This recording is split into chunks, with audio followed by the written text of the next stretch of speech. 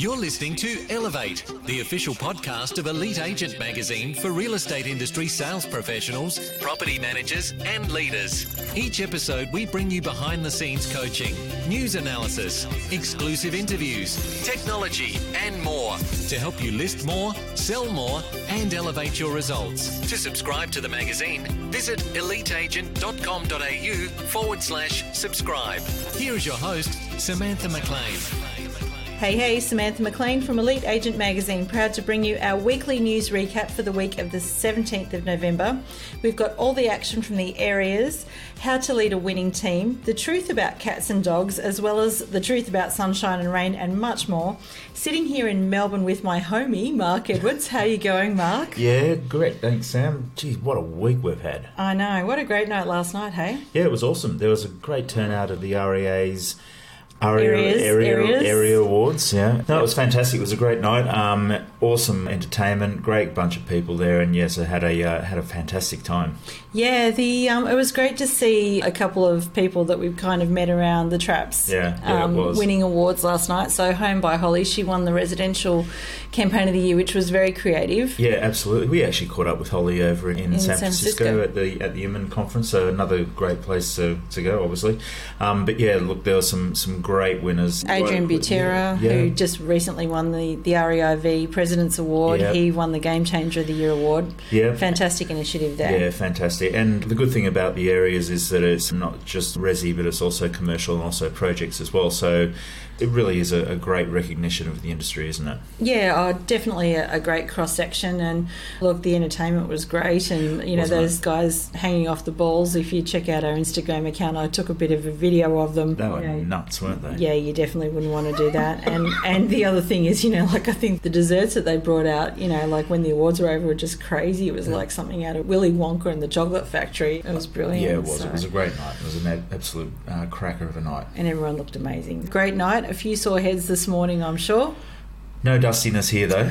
No, we're all ready to go. So, but you're right, we have had a massive week. So Monday was the end of Transform Masters, which ended with Shark Tank. So we had Leanne Drury down as guest shark, so it was good for her to hand the baton over to... She was amongst a big pool, though, wasn't she? A big pool of sharks, yeah. So Alistair Maple-Brown from Rock End, Cool Singh from realestate.com.au, he's the executive GM for Rent. Yep.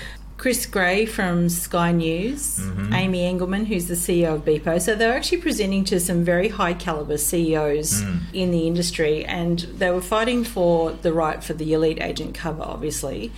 And well, they were actually pitching for $5,000 investment in their business, weren't they? So, give us an idea that you would like to spend $5,000 on, and then tell us about the return on investment, where the risks were mitigated and all that sort of thing. So their knees were knocking, you know, like palms sweaty, mum's spaghetti, just like Eminem back in 8 Mile. I've heard that before. Palms sweaty, mum's spaghetti. Yeah, so I don't know the rest of the words, I'm not that cool. They were very nervous. They did the job very well. We're going to have the top 5 ideas from Shark Tank. We announced the winner at How to Lead a Winning Team the following day on Tuesday, which was our first event, so that was a massive day as well. It was a very big day, wasn't it? I think, you know, so 8 o'clock kick-off and pulled up stumps at around about 6. Yeah, about 6 o'clock. Had over 20 speakers on the day. Lots of content. Yeah, absolutely. I think Chris Hanley stole the show, as he always does. Absolutely. Like, you know, because he just makes a whole heap of sense in a very calm and basic and collected kind of way. Matt LaHood was saying that, you know, he's an established CEO and he's sitting there taking notes while Chris was talking. So, yeah, really happy with the way that all went, and everyone seemed to have a good day. And, feedback's been fantastic. I heard the lamb curry was good too. So I didn't get any, but I heard it was good. And...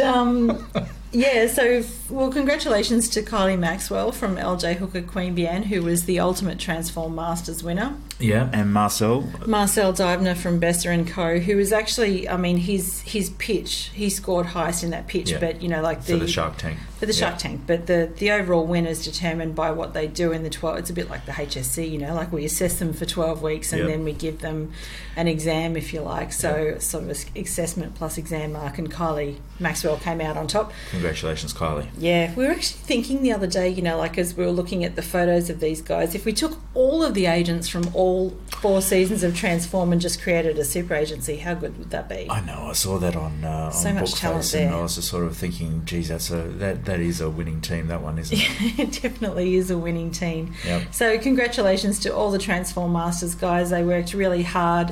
We're very proud of all of them. Now, I'm not proud of myself this week, Mark. You had a bit of a foo-bar, didn't you? It's not anything I did last night at the areas either. So to put a little bit of context of what happened, we sent out a survey to everyone that went to the event. So give us your feedback and tell us what you thought, and have an opportunity to be able to go into the draw for a couple of tickets to go and see Josh Altman. So for those of you that don't know, Josh and Matt Altman are coming out again in March. Yep. And they're doing a couple of shows in Sydney and Melbourne, as far as we're aware.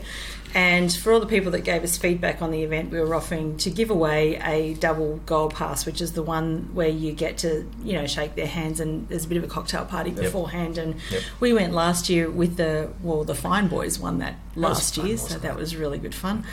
Anyway, so in the spirit of letting everyone leave anonymous feedback so that they could be really honest, we obviously didn't collect names, but we've got an anonymous winner. We've got an anonymous winner right now. So we did. We'll put an announcement up there on Facebook and also in the show notes below. And it's also been in the brief this morning. So. Yeah, so we know who the comment was. We know where they're from. You had to have been at the event. If you think that this double pass should be yours, please get in touch with me. I feel silly enough as it is. Moving along.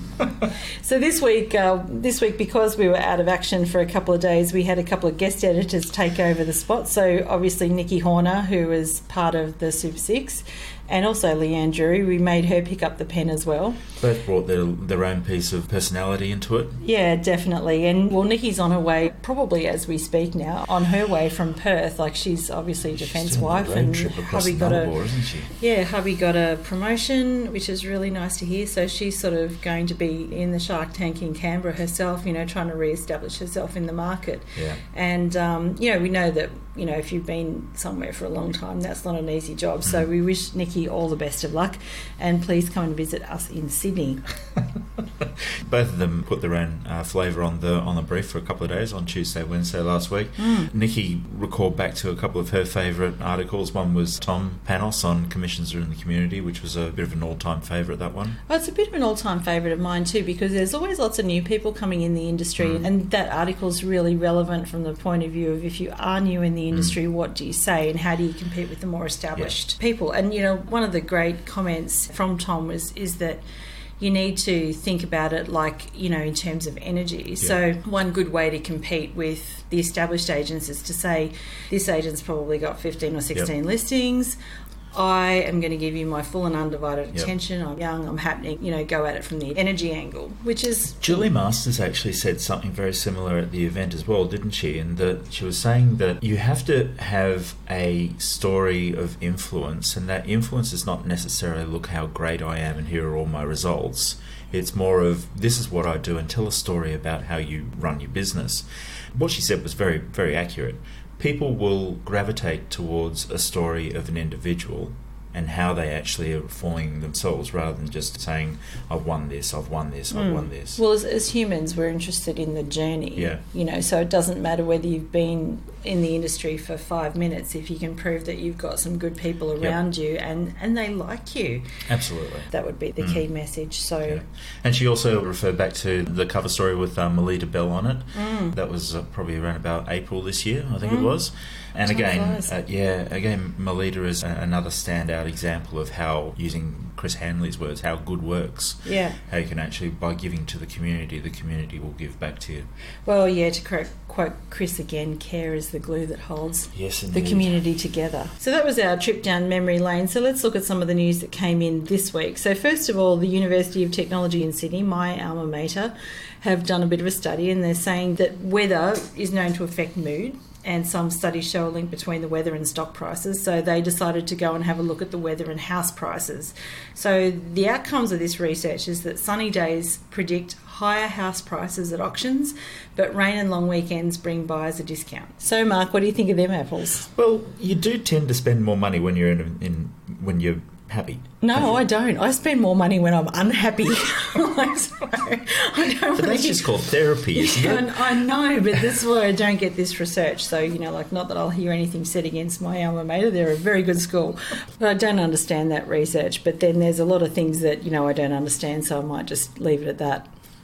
Moving right along. Investor tax deductions. So this week, no surprises. The Australian Parliament did pass those changes. We've been talking about that forever. I know. I feel like we've been talking about that forever too. It's sort of like waiting for Christmas to come. So basically, what's happened is that property investors can't claim depreciation for certain assets in second-hand residential properties anymore. If you're in any doubt about that, there's more about that on our website and in the show links. Absolutely.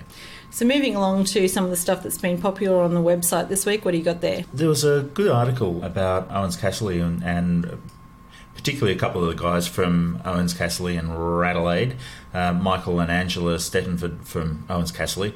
They were talking a lot about the off-market sales side of things, and that got really well received. I mean, look, all the markets, as we know, are different around Australia, and they're sort of in the niche prestige market, and they're having a fair bit of success with selling off market, so that was a bit of an interesting case study there. Yeah, it was. And then there was the truth about cats and dogs. The truth about cats and dogs, finally. Yes. I don't know whether it was the actual stories itself or whether it was the grumpy cat gif that you put in there. But look, it was an interesting piece of research in that, so what states had what pets on their rental applications. Dogs seem to be the ones that were winning out. In every state, other than South Australia, where cats rule. That's right. Yeah, so if you want to put an end to that debate, there's that story online as well. And we also had Fiona Blaney's article on the magic of numbers. So she pointed out again that numbers can be quite daunting because numbers tell the truth, right? God, I sound like something out of Muriel's wedding. I tell it straight, I tell the truth. Numbers tell the truth. And, sometimes we don't want to know how much cost we're incurring. And that was a big theme that came out on Tuesday, actually, was that whole, you can be as nice as you like, but, you've actually got to be aware of the costs. Yep. And be aware of your own costs. And even something that Fiona said was really interesting in Transform, that even when you're starting out in business, even if you're the owner, and you and I have both done this, is that you've got to be everything. You've got to be video producer, you've got to be content creator, you've got to be accounts person, all that sort of thing. And because, when you're starting out, you can't afford to put it out there. But one of Fiona's interesting things is that every cost in the business has a number, even if it's yours, and that you should actually allocate that cost as you're growing, because the business at some point should pay you back. Oh, absolutely. And I think, so part of that article, which was really interesting, was that it's so often that people just ignore doing their own cost. Doing your own costs. Yeah. And Fiona wrote in depth about how you should exercise that muscle of keeping an eye on what the numbers are, and much like exercising, the more you do it, the more natural it's going to become. The easier it gets. Yeah, so if you want to go back to Fiona's podcast where she goes through that in great detail, it was her birthday this week, by the way. It was. Happy birthday, Fee. It was. Happy birthday for this week, Fee. So if you want to go back to that podcast, we'll leave a link for that in the show notes as well. Yeah, absolutely. All right, so let's rattle off a few things that have been happening in franchise land this week. So Ray White finished their One System upgrade, which we wrote about that in the last magazine, how they were innovating and pulling all these things together and how they nurture clients. Really interesting stuff. So now that they've flipped that on its head to be mobile first. So they're saying that the mobile version is actually better than the desktop version. So that's really cool stuff. Yep. Still in Ray White, we've got 8 new team members in Ray White projects. That's really rapidly expanding, isn't it? Even from the areas last night, with the focus on projects as well. It's a massive area, of the industry. Yeah, totally. And PRD Nationwide, they've put on 6 new offices. So they're, part of that bigger organisation of Colliers. So they've put on 6 new offices in 5 months, which is pretty good going. Yep. And C21, again, have gone pink, and they've done extremely well in raising money for fundraising for the Cancer Council's Pink Ribbon campaign throughout the month of October, which is Rocktober. They've rocked Rocktober. There you go. Geez, I'm full of the one-liners this morning. Must be tired. Must be. No, it was a great effort from the guys, and for an awesome cause as well. Over at McGrath, we had James Baker and Adrian Venturi from McGrath Avalon. They were talking about leadership and resilience, and good article, that one. Yeah, good article. They were very honest about how the ups and downs of real estate work, and obviously they're very well established business people, and just talking about that resilience. Sometimes reading stuff like that actually makes you feel a bit better because we all go through it. Despite what the egos tell you in the industry all the time, everybody goes through a period where they need to be resilient at some point in time. So I actually really enjoyed that one. Yeah. We also had a good little article from Andrew Cox as well. I love his stuff, actually. He's a real thinker. It is a good thought leadership stuff. But he actually sort of wrote a piece about we are definitely coming out of the market where anything sells. And so, again, coming back to this whole point of you need to be part of the community and being transparent with your vendors and your buyers and so forth. So it's a really good little article there to actually talk about what you need to do from when you're getting into a tougher market and some tips and tricks there. Well, once again, it's about mastering the basics, really, about being transparent, about being open, not always gunning for the strategy you want, which might be auction. There might be a better way to do it. So, it's actually good to have a bit of a think about that. Yeah, it is. It is indeed. So resilience seems to be a real theme this week. So Dazzle did an interview with Anna Thomas, who is the COO of Stockdale and Lego in Victoria, a big franchise down here in Victoria. So I had no idea that she was kicked out of home at 19 and kind of had to work her own way through uni. Sounds a bit like my story, actually. Not that I was kicked out of home, but I did leave home pretty early and went to uni by myself and all that sort of thing. So kudos to Anna. Yeah, no, it's a great story of resilience there, putting yourself through university, multiple degrees now, and obviously smashing those glass ceilings and working in a really well-established organisation. So Stockies have been around for over 80 years now. And interestingly, I mean, this is a bit of a segue into the next article, really, but her husband obviously owns the franchise. That's Peter Thomas and has done for quite some time. And John Knight, I mean, this article greatly amused me, how to survive the business of family, because... meddling mum and dad and squabbling siblings. We've vowed not to have family in our business anymore. But in real estate, it's very common because... obviously you'll have succession plans which might involve your kids. You've got your sister over here, you've got your wife in maybe doing some property management stuff, and even generations, you see that a lot in real estate businesses, and people come in with different ideas and all that sort of thing. So particularly even for some of those organisations that have been in the family for multi-generations, and you could have sort of the conservative elder statesman at the helm, and then what John calls the gung-ho grandson come in with these crazy ideas down the track. Look, it was a great thought-provoking article. Yeah, and kind of a little bit funny. So really good stuff there from John from Business Depot. Yeah, it was. That's about it for this week. That is. Nice and short and sweet for this week. Just a quick wrap up of the numbers. The auction numbers have come up over 3,000 again, so getting nice and busy again. Yeah. The clearance rate, which is pretty much basically on par from this time last year. Clearance rates where they are at the moment, so they're still sort of dipping below the 7% mark, but...